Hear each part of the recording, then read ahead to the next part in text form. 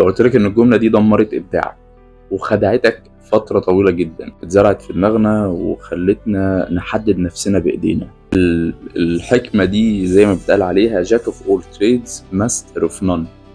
دي مش حكمة، ده سقف اتحط فوق دماغك خليتك تصدق ان انت ما ينفعش تفهم اكتر من مجال، لازم تعمل مديتيشن للثقافة بتاعتك والتعلم. حاولت اعرف اكتر من مجال ده بيساوي فشل، وده غلط جدا. عملت لنا تحجيم كبير جدا، قتلت عندنا روح الابداع والتفكير، وخليتك تحس ان انت بذنب لو عرفت في اكتر من مجال.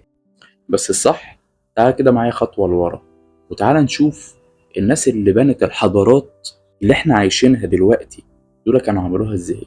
ابن سينا في مجال الطب ما كانش ليه بصمة بسيطة، بس المشكلة ان انت مش فاهم ان ابن سينا ما كانش بس في مجال الطب، ما كانش دكتور وبس، كان فيلسوف، كان عالم فلك. هل ده معناه ان هو مشت؟ جابر بن حيان ما كانش مجرد كيميائي، ده كان مهندس وكان فيلسوف واشتغل في الطب. ابن الهيثم مؤسس علم البصريات كان فيلسوف، عالم في الرياضيات برضه. ليوناردو دافنشي ما كانش رسام بس، ليوناردو دافنشي كان رسام، مهندس، فيلسوف، مخترع. الناس دي كانت مشتتة ولا دي ناس كانت سابقة عصرها بعصور وقدرت تبني حضارة؟ الحقيقة ان الدماغ البشري هو متصمم عشان يربط ما بين مجالات مختلفة، ما بين حاجات كتير. هو متصمم عشان كده يطلع افكار جديدة.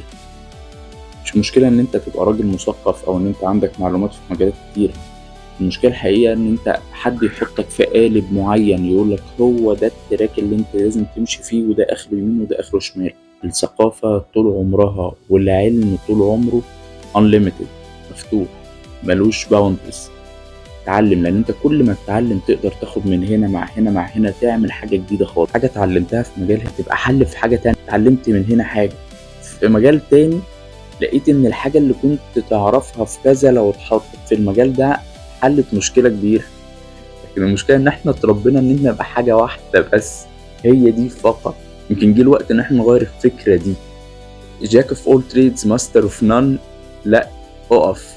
Jack of all trades master of creativity، master of خلق افكار جديدة، حد بيعرف يجيب حاجة بره الصندوق. لما تبقى بتتعرض لحاجات كتير وفاهم في حاجات كتير، ادي لنفسك مساحة انك تعرف وتتعلم هنا وهنا وهنا وهنا. غير نفسك، دي مساحة لعقلك، خليه يكبر عشان تعرف تتطور. هو ربنا خلقه عشان يكبر ويبقى فيه ابداع ويعمل كونكشنز رهيبة جدا. اديله مساحة ان هو يعمل.